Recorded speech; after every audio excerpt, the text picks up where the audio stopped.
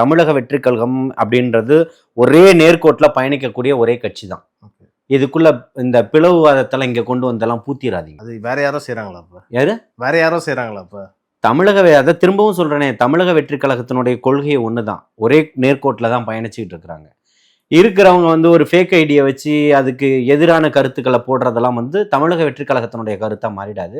இந்த மாதிரி சில்லியான காரணங்களுக்கு தமிழக வெற்றி கழகம் பதில் சொல்லணுன்ற எந்த அவசியமுமே கிடையாது. திரு விஜய் அவர்கள் சொல்லிட்டாரு, மாநகரம் முதல் கிளை கழகம் வரை நிர்வாகிகள்லாம் நியமிக்கணும்னு சொல்லிட்டாரு.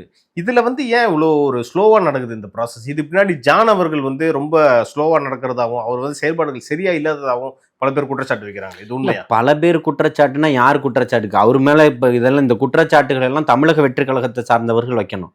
அப்படி யாராவது வச்சிருக்காங்களா? எதிர்கட்சியில உள்ளவர்களும் ஆளும் கட்சியினரும் ஆளுங்கட்சிக்கு வாயை வாடகைக்கு விடுறவங்களும் பேசக்கூடியதெல்லாம் எடுத்துக்கிட்டு கட்டமைப்புகள்லாம் உருவாக்கிட முடியாது.